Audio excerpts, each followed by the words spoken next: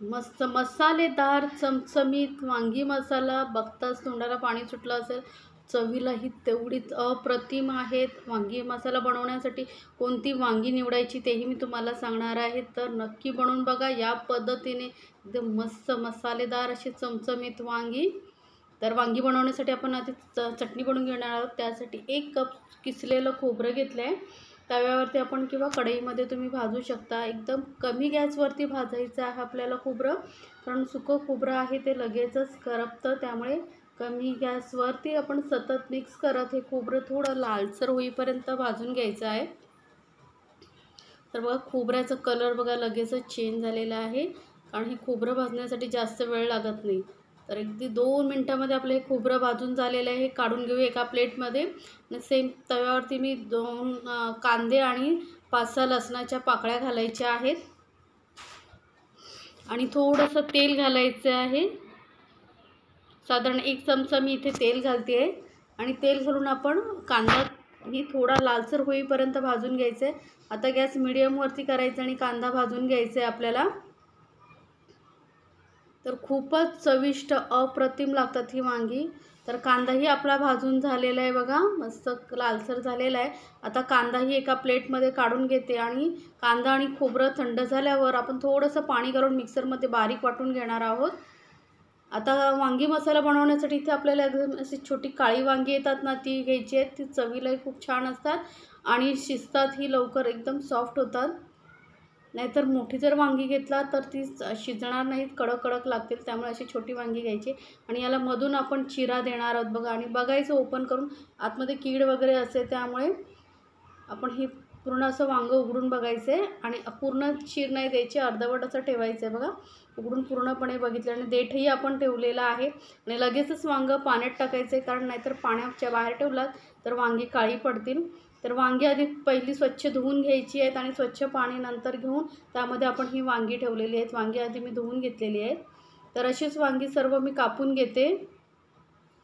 प्रत्येक वेळी पूर्ण वांगं असं उघडून बघायचं आहे. तर वांगी आपली कापून झालेली आहेत.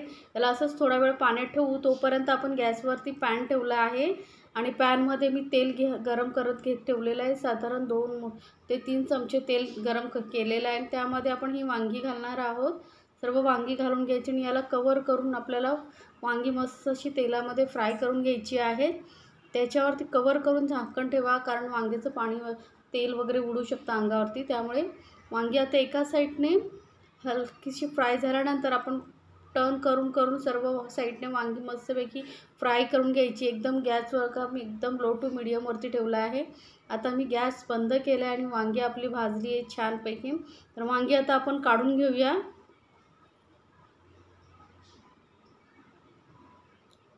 कारण ही छोटी वांगी आहेत, लगेचच शिजतात, मस्त सॉफ्ट होतात.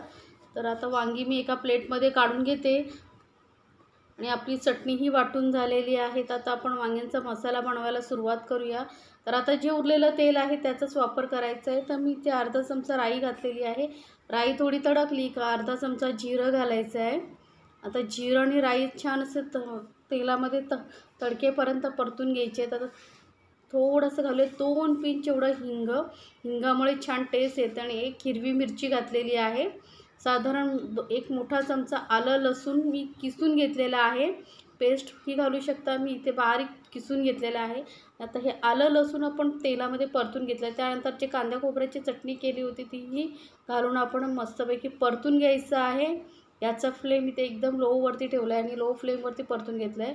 अर्धा चमचा मी इथे जिरं पावडर घातलेला आहे. अर्धा चमचा धने पावडर घालायचं आपल्याला आणि पाव चमचा हळद घालते मी. पाव चमचा हळद घातल्यानंतर आता यामध्ये आपल्याला लाल मिरची पावडर घालायची. साधारण 1.5 चमचा मी इथे लाल मिरची पावडर घातलेली आहे. आता तिखट तुम्हाला किती हवं आहे त्यानुसार तुम्ही मसाल्याचं प्रमाण ठरवू शकता. तर इथे मी 1.5 चमचा मसाला घातलेला आहे. मसाला चांगला तेलामध्ये परतून घ्यायचं आहे बघा. मस्त असं परतलं गेलं आहे. साईडने तुम्हाला दिसत असेल तेलही छान सुटलेलं आहे. जेवढा व्यवस्थित तुम्ही मसाला परताल तेवढंच तुमचा वांगी मसाला चांगला होणार. त्यानंतर पाव कप मी इथे शेंगदाण्याचं कूट घातलेलं आहे. शेंगदाणे मी गॅसवर तव्यावरती थोडे भाजून मिक्सरमध्ये थोडं जाडसर कूट करून घातलेलं आहे. अर्धा चमचा मी आमचूर पावडर घातलेली आहे. आंबट मस्त असा फ्लेवर येतो वांग्यांमध्ये. आणि इथे गरम पाणी आपल्याला घालायचं आहे. आता ग्रेव्ही आपल्याला पातळ करायची, त्यामुळे इथे गरम एकदम कडकडीत पाणी घालायचं आहे, थंड पाणी घालू नका. चवीनुसार घातलेलं आहे मीठ. आता व्यवस्थित मिक्स करून आपण यामध्ये वांगी घालायची आहेत. तर जी आपण फ्राय करून वांगी ठेवली होती ती पटकन आपण यामध्ये घालून घेऊया आणि याला कवर करून आपण शिजवत ठेवणार आहोत. तर वांगी मी घातली आहेत, सर्व जी वांगी आपण फ्राय करून घेतली होती ती, आणि कवर करून याला आपण साधारण 7 मिनटं शिजत ठेवलेलं होतं. तर वांगी बघा मस्त शिजली आहेत. तवंगही तेलाला छान, कढीला छान आलेलं आहे. तर हलकंसं आपण परतून घेऊया, जी व्यवस्थित एकसारखी वांगी सर्व बाजूने शिजतील. आणि ही आपण वांगी शिजायला जास्त वेळही लागत नाही, कारण आपण आधीच फ्राय करून घेतलेली होती. आता यामध्ये घालूया गरम मसाला. तर इथे मी अर्धा चमचा गरम मसाला घातलेला आहे आणि वरून कापलेली कोथिंबीर थोडीशी, आणि ही मस्त आपली वांगी तयार आहेत. पण आपण गरम मसाला आता एंडिंगलाच घातलेला आहे. त्याचा फ्लेवर मध्ये उतरण्यासाठी साधारण 2 मिनटं फक्त झाकून शिजवून घ्यायचं आहे. लक्षात ठेवा, गरम मसाला वांगी पूर्णपणे व्यवस्थित शिजल्यानंतरच घालायचा आहे. म्हणजे तो गरम मसाल्याचा फ्लेवर असतो ना, तो शेवटपर्यंत राहतो. त्यामुळे आता परत 2 मिनटं आपण फक्त शिजवून घ्यायचं आहे, जास्त वेळ लागणार नाही.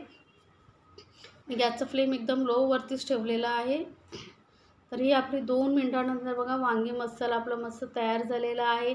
बघताच तोंडाला पाणी सुटेल एवढेच चविष्ट लागतात. तर रेसिपी आवडत असेल तर पटकन चॅनलला लाईक, कमेंट्स आणि सबस्क्राईब करायला विसरू नका. सोबतच बेल आयकॉनवरती क्लिक करा, जे माझ्या नवीन रेसिपीची नोटिफिकेशन लगेचच तुमच्यापर्यंत पोहोचेल.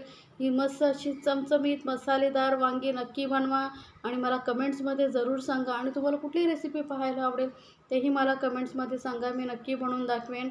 तर झटपट बनवा मस्त अशी ही मसालेदार वांगी आणि आपल्या फॅमिलीसोबत एन्जॉय करा.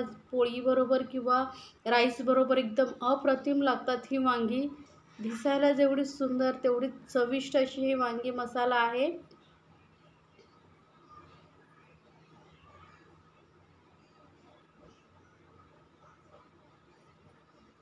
झालं.